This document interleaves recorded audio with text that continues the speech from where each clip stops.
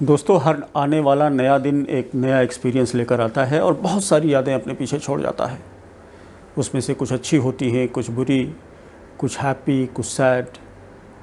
जो अच्छी यादें होती हैं उनके सहारे हम जीते हैं, लेकिन जो पेनफुल मेमोरीज़ होती हैं जब वो हमारे दिलो दिमाग पर दस्तक देती हैं तो फिर हम बेचैन हो उठते हैं। खुसूसन ऐसी यादें जैसे किसी अजीज़ को खो देना, कोई फाइनेंशियल लॉस, जॉब का चले जाना, बचपन का ट्रॉमा या डिवोर्स जैसी पेनफुल चीज़ें हमारे मेंटल और साइकोलॉजिकल वेलबींग को अफेक्ट करती हैं और बेस्ट लाइफ जीने की राह में ऑब्स्टेकल पैदा करती हैं। इस वीडियो में बात करेंगे 5 प्रैक्टिकल स्टेप्स की जो पेनफुल मेमोरीज़ को हील करने में बहुत ही हेल्पफुल है। वीडियो को गौर से देखें। Step number 1, name and notice the emotions. Painful memories को हील करने का सबसे पहला स्टेप है मेमोरीज़ को नोटिस करना और उसके नतीजे में होने वाले इमोशंस को स्पेसिफाई करना, जैसे कि sadness, anger, feeling of hurt, fear, jealous वगैरह वगैरह। कोई जजमेंट पास किए बगैर, जैसे कि महज आप एक विटनेस हो।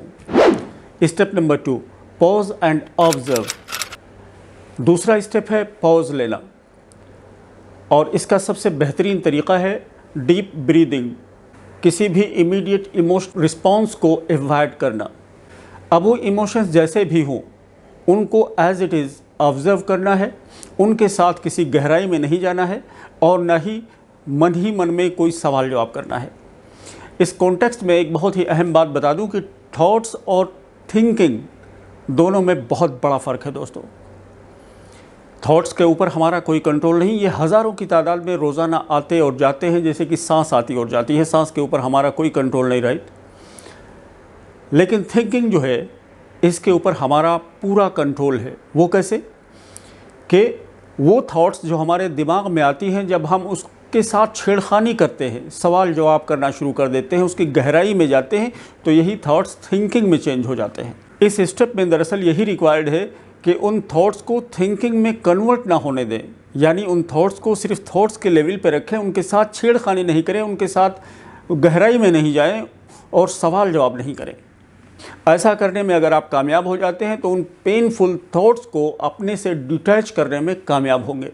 And step number 3, explore the triggers as you feel in your body. यानी तीसरे स्टेप में करना यह है कि उन ट्रिगर्स को ढूंढना है कि किन ट्रिगर्स की वजह से और किन वजूहात की वजह से आप उन पेनफुल मेमोरीज़ में गए हैं। क्या वो कोई शख्स है जिसकी वजह से आपको वो दुख भरे लम्हात याद आए हैं? क्या वो कोई सॉन्ग है? क्या वो कोई स्पेसिफ़िक सिचुएशन है?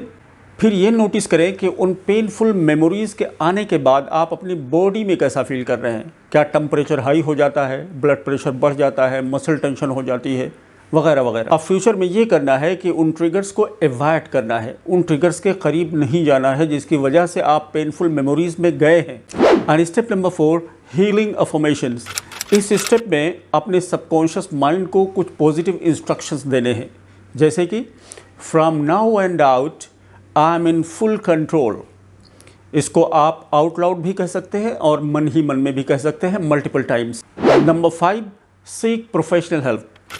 दोस्तों, अगर ये स्टेप्स अप्लाई करने के बाद आपको कोई फ़र्क नज़र नहीं आ रहा है और आप थॉट्स को थिंकिंग में कन्वर्ट होने दे रहे हैं या ये बाय डिफ़ॉल्ट हो रहा है और उसकी वजह से आप बहुत ज़्यादा दुखी लगातार फील कर रहे हैं, तो ये आपके हेल्थ के लिए बहुत ही ज़्यादा नुकसानदेह है। ऐसे में आप किसी प्रोफेशनल का मशवरा लेने में कतई ताख़ीर ना करें, क्योंकि ये यकीनन बहुत नुकसानदेह है। I hope this is helpful. Thank you for watching.